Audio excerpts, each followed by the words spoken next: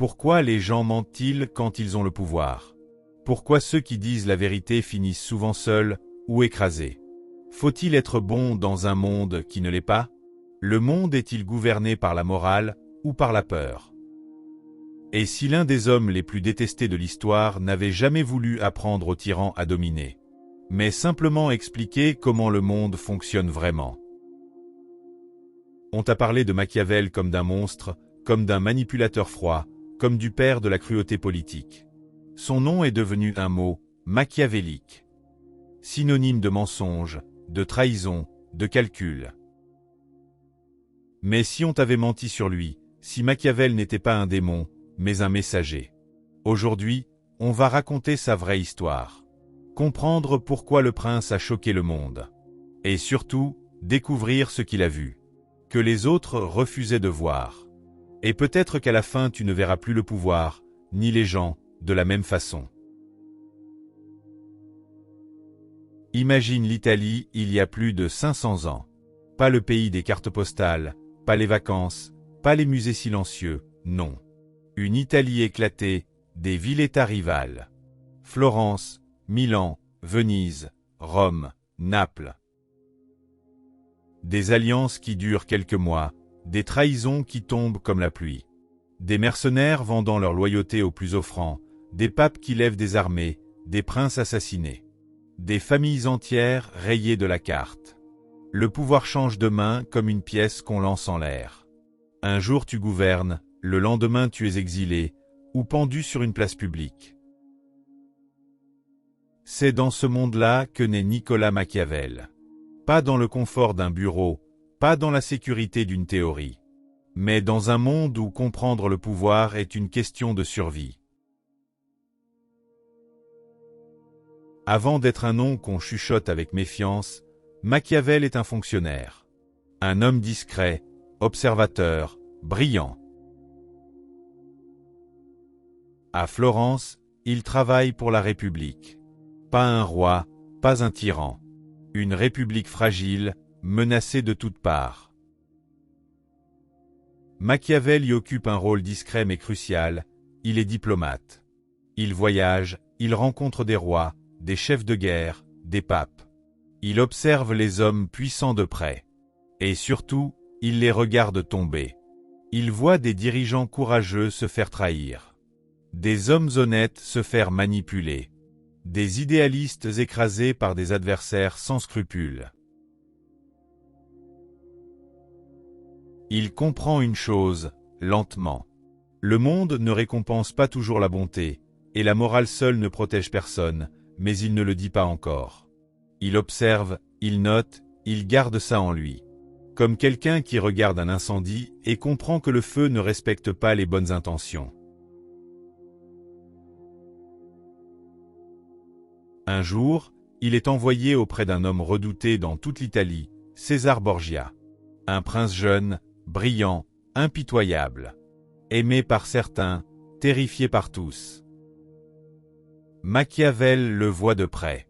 Il le voit mentir avec calme, punir sans hésiter, récompenser avec intelligence. Inspirer la peur, mais aussi l'ordre.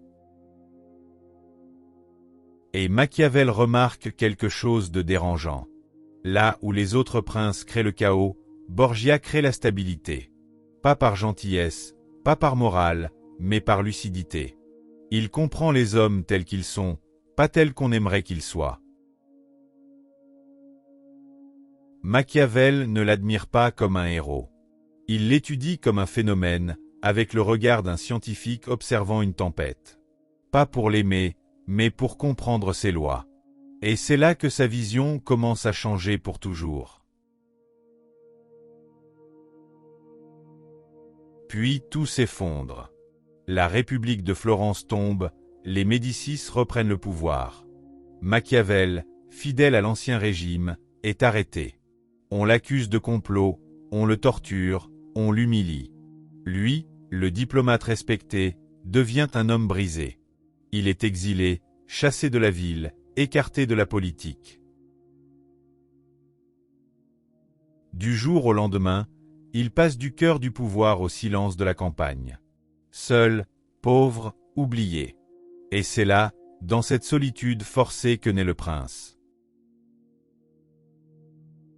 Pas dans l'ambition, pas dans la soif de domination, mais dans la chute, dans la frustration, dans le besoin de comprendre pourquoi certains survivent au pouvoir, et d'autres non. Le soir, après les travaux de la ferme, Machiavel s'habille de ses anciens vêtements officiels, comme un rituel. Il entre dans son bureau, ouvre ses livres, et parle avec les auteurs anciens, puis il écrit. Il n'écrit pas un conte, ni un idéal, il écrit ce qu'il a vu. Comment les dirigeants perdent le pouvoir, comment ils le gardent. Comment les hommes réagissent à la peur, à l'amour, à l'intérêt. Il ne dit pas « voici ce qui est juste ». Il dit « voici ce qui arrive ». Et c'est cette différence que presque personne ne supportera. Imagine un homme qui reçoit un royaume fragile, tout le monde l'observe. Ses alliés attendent des récompenses, ses ennemis guettent la moindre faiblesse. S'il est trop gentil, on le manipule. S'il hésite, on le renverse. S'il fait confiance aveuglément, on le trahit. Machiavel dit alors quelque chose de simple et choquant. Un dirigeant ne peut pas se contenter d'être bon, il doit savoir ne pas l'être. Pas par plaisir, pas par cruauté, mais parce que le monde réel ne fonctionne pas comme les contes moraux. Il parle de ruse, comme un renard qui évite les pièges.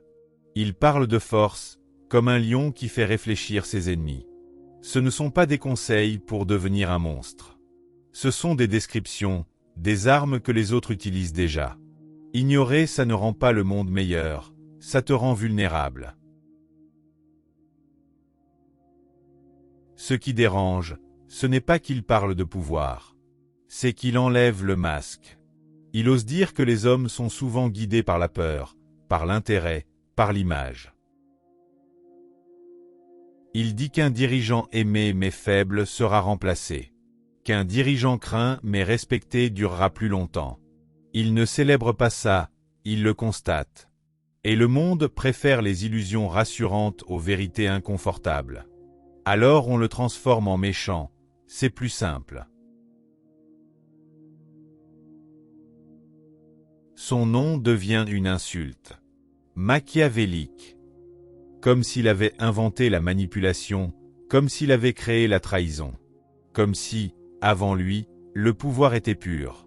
Mais Machiavel n'a rien inventé, il a levé le rideau, et les gens n'aiment pas voir les coulisses. On lui reproche d'avoir décrit l'orage au lieu de parler du ciel bleu, alors on le caricature. On oublie qu'il a aussi écrit sur la liberté, sur les républiques, sur la participation du peuple. On retient une phrase, on oublie toute une pensée. Parce que la complexité dérange, la nuance fatigue. La caricature, elle, est confortable. Machiavel ne parle pas qu'au roi, il parle à tous ceux qui vivent parmi les autres. Au travail, celui qui croit que le mérite suffit, se fait parfois dépasser par celui qui comprend les jeux d'influence. Dans les relations, celui qui ne voit pas les intentions cachées, se retrouve blessé, surpris, trahi. Dans la société, on suit plus facilement quelqu'un qui parle avec assurance, que quelqu'un qui a simplement raison. Machiavel ne dit pas « deviens manipulateur ». Il dit « ne sois pas naïf ». Comprendre les mécanismes du pouvoir ne te rend pas mauvais, ça te rend lucide. Et la lucidité, ce n'est pas du cynisme. C'est voir le monde sans les filtres rassurants.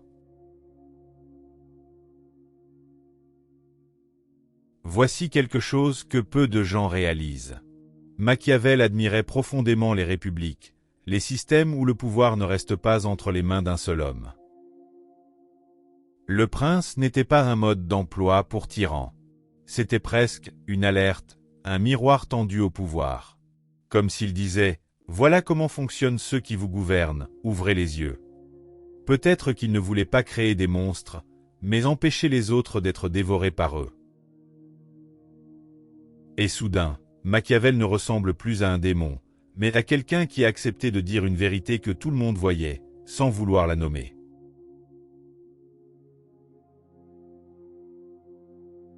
Alors, Machiavel avait-il raison? Le monde est-il vraiment gouverné par la morale? Ou par des forces plus froides, plus discrètes, plus humaines? Faut-il fermer les yeux pour rester pur, ou regarder la réalité pour ne pas être écrasé par elle? Peut-être que Machiavel n'était pas le problème. Peut-être que le problème, c'est qu'il a décrit un monde dans lequel nous vivons encore. Un monde où le pouvoir existe. Où les intentions ne sont pas toujours visibles, où la lucidité est parfois inconfortable. Si cette histoire t'a fait voir les choses autrement, laisse un like comme un signe silencieux. Que la réflexion a encore sa place. Et dis-moi en commentaire, Machiavel avait-il raison, ou aurait-il dû se taire? Parce qu'au fond, la vraie question n'est peut-être pas ce qu'il a écrit. Mais pourquoi ça nous dérange encore, 5 siècles plus tard?